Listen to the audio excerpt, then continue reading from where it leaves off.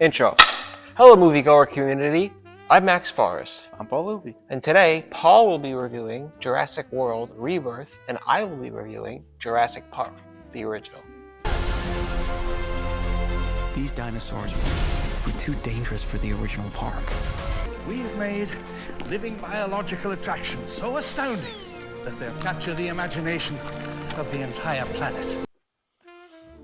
So first off, this really shouldn't be called Jurassic World Rebirth. I would say it's more like a rebirth of the Jurassic Park movies. It at least tries to have that sense of awe and wonder. And there's really nothing so aggressively bad that it's fun to complain about. And there's nothing so great that it's fun to gush over. It looked good. I think it was shot on 35mm film.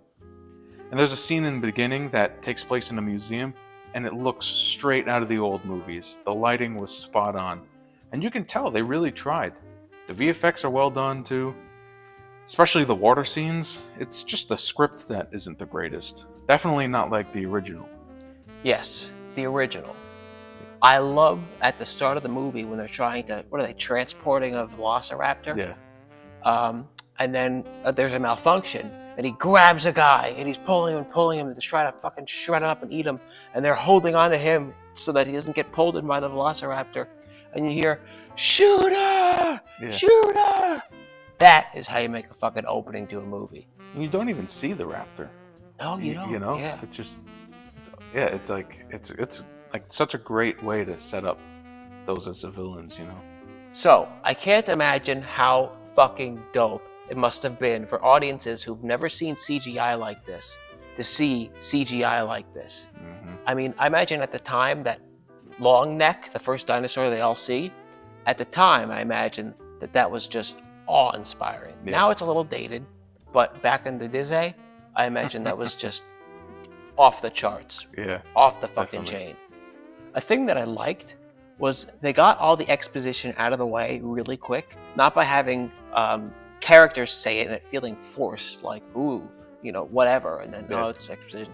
No, they just had them sit in this room while this cartoon was played. Yeah. I think the people who go to the park sit and watch this cartoon that explains how they made the dinosaurs and blah, blah, blah. And you get this whole overview, and there's like a little cartoon guy, and a little DNA guy, yeah. And that's it.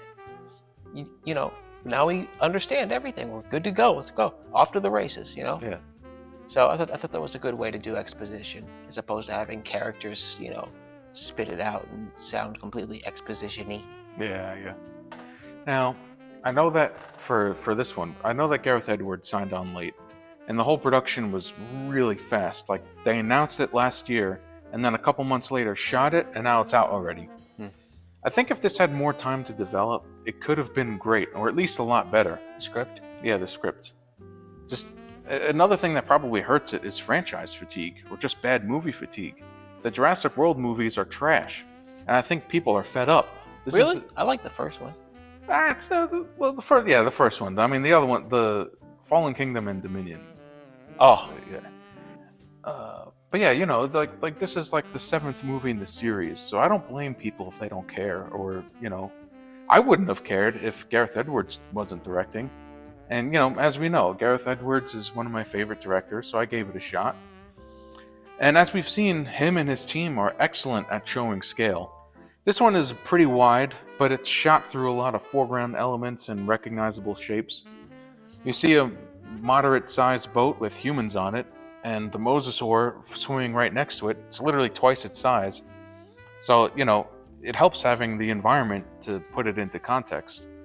And, the original did that too, especially with the T-Rex, the first time you see the full T-Rex. So as you know, I do pros and cons. This movie has no cons. It's a masterpiece. Mm-hmm. But I love a pro I wrote down was Newman. He was great. Yeah, I loved his plan to. What was he? I don't even remember what the plan was. But all I know is that he shut down the. He just wanted to shut down the security so he can grab the samples. It's just a byproduct of him shutting down security. He released the dinosaurs. And of course, his death scene is iconic with that Remember that dinosaur? And of course, how can we forget the Bloom, Jeff Goldblum, the voice of reason. And I think the best character. I mean, I love those other characters. On a side note, which sucks, you know how Laura Dern and Sam Neill get together? Yeah. Well, in the third movie, they're divorced. I thought that was like, why? Why not just keep them together? Yeah. Yeah, I didn't like that. Anyway, yeah, Jeff Goldblum. Don't you see the danger in what you're doing here? Genetic power is the most awesome force the world's ever seen, but you wield it like a kid who just found his father's gun. Yeah, just a great character. I love that character. And of course, let's get a photo of that. Oh, yep, there he is. Look at that hunk. One of my favorite things ever is practical special effects. Yes. You can see in my cha-cha-cha. Oh, yeah. Show a little bit of that. I love practical effects. Yeah. That they seamlessly went from CGI to puppet. It just feels real. Yeah. Excellent. The velociraptors in that kitchen chasing the kids down. Yeah. Totally looked like and felt like dinos. Yeah. Yeah. And the T-Rex looked really good too. The last thing that I want to talk about was in Jurassic World, the first one. The babysitter of the kids. Oh, yeah. He is picked up by that pterodactyl.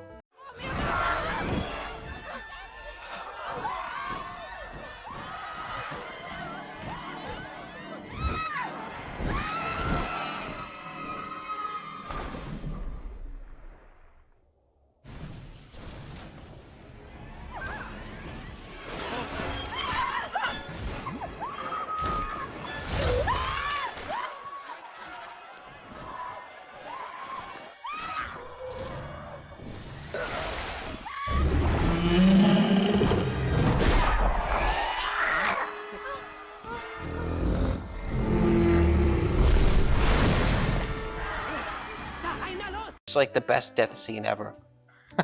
It's totally like uncalled for too. Yeah. It's like she did not deserve that at all. No. It's crazy. Oh, it's so funny.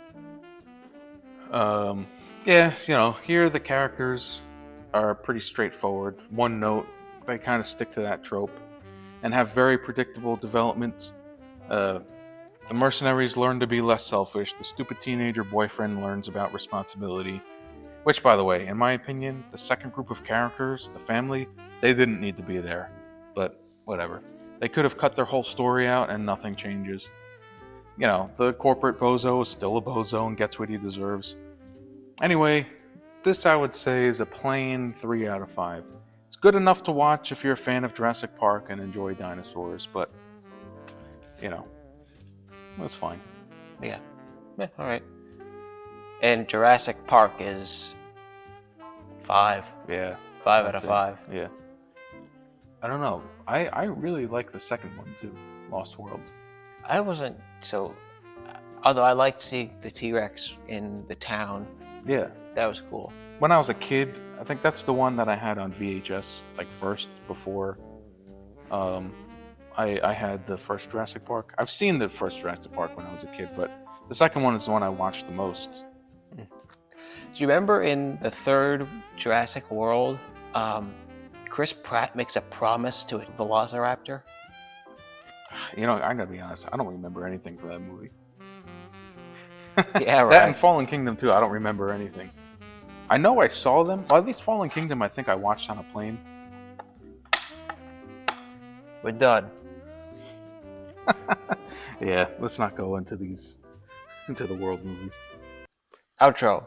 Thanks for watching, everybody. And if you could subscribe and click that playlist button, that would be greatly appreciated. Thanks.